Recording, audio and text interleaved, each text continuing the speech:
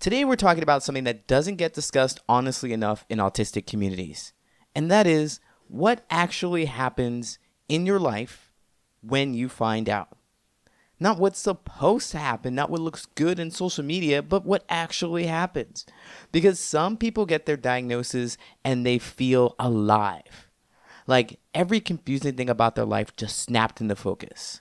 Some people, they feel exhausted, gutted, like they're mourning something they can't fully describe. And some people feel a kind of blankness, like, well, so what do I do with this? I don't know. So here's what I want you to know before we go in. All three of those are real. They make sense. And all three are completely valid. So whatever you're feeling, you might be able to relate to this episode. Are you ready? Let's go.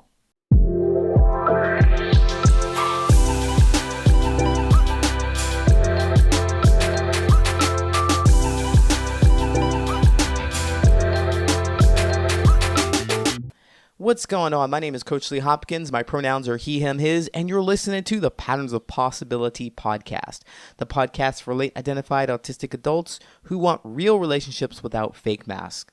Let's talk connection, clarity, and showing up as your authentic self.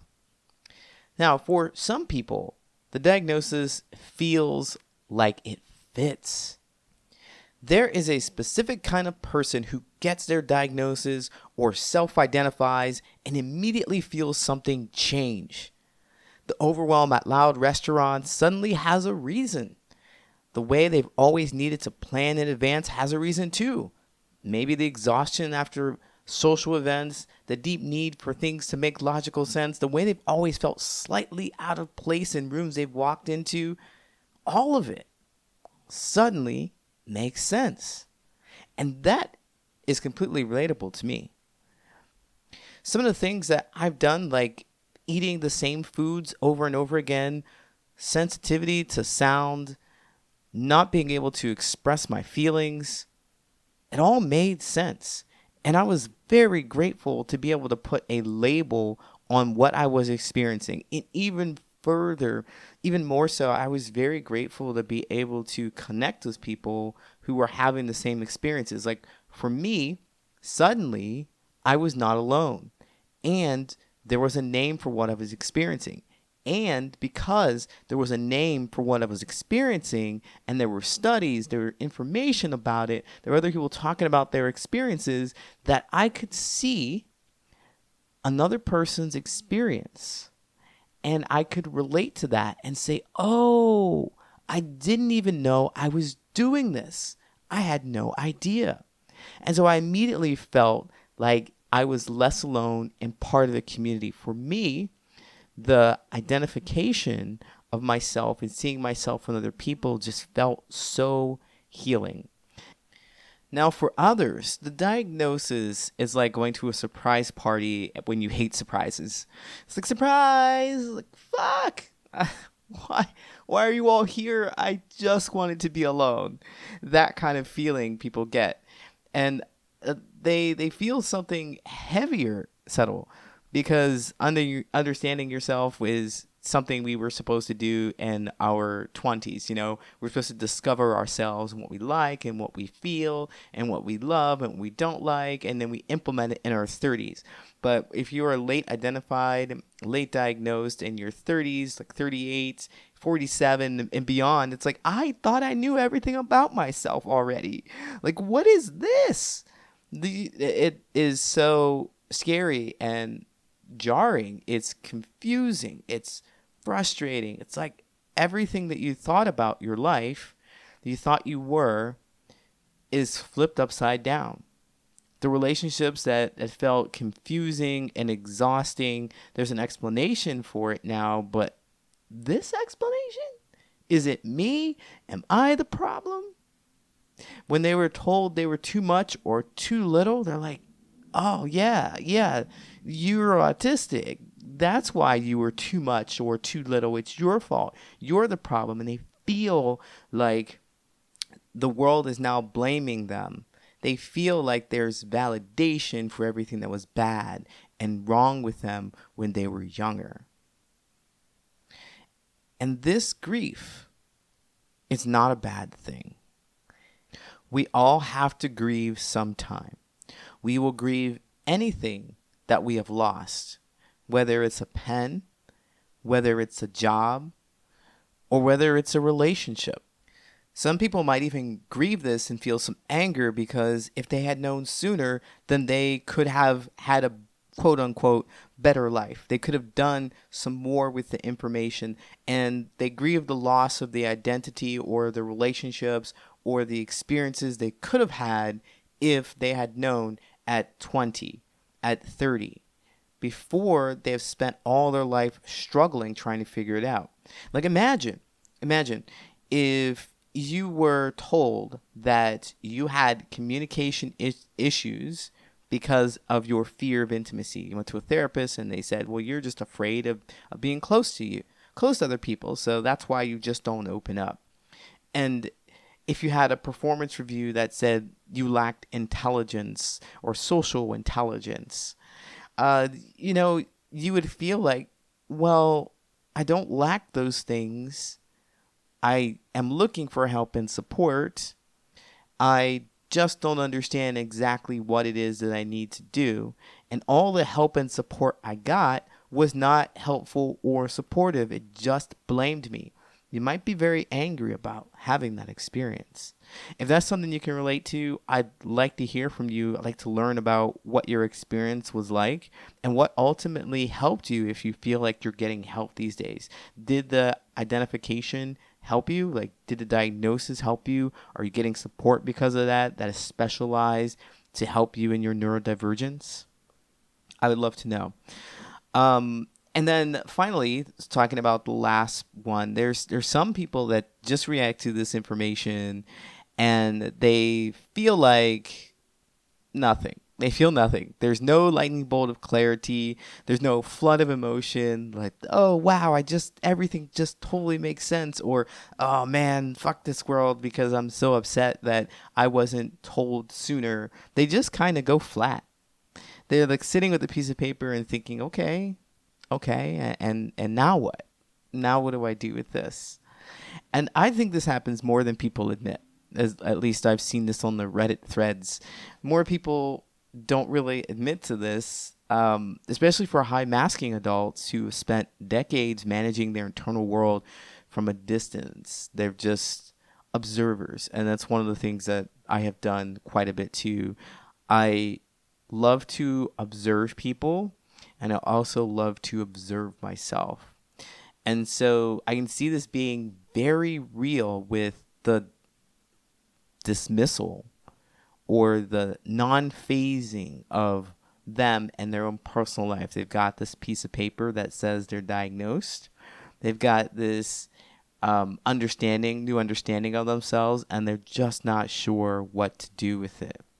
I even think that those who are very high masking, who have low support needs, also just mask this up too. They're just like, I have all these traits, but I won't identify with this label.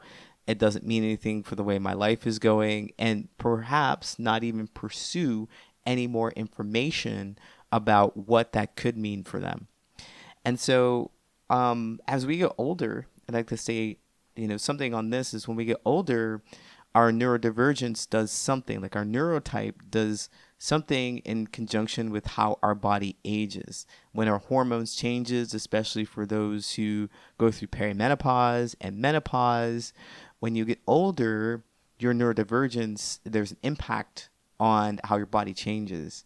And I'm definitely not an expert in this, but I have talked to I've seen many ADHD, autistic coaches who focus specifically on that dynamic. I didn't even realize that it was an issue until I've run into other colleagues and coaches who talk about this kind of stuff, your hormone levels and how you think. Like if you're ADHD, if you like ADHD really hits strong with you, you have time blindness, and then you hit perimenopause and your emotions change, your hormones change, and you are forgetting a lot more things, and you're a lot more emotional when emotional regulation was a struggle before with being autistic, you might feel it a lot more intensely.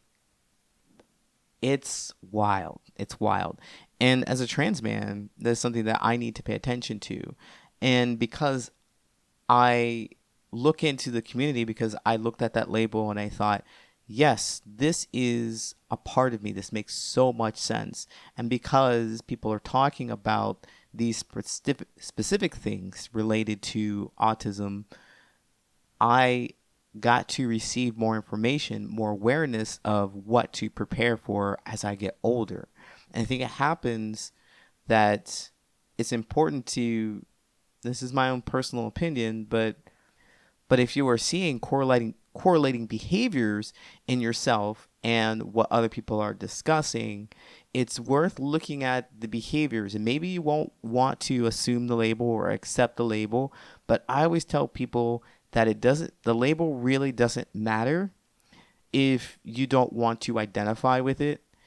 I think it's very important, though, to be able to receive information about the behaviors and the experiences that you might have because you have some of the similar attributes, right?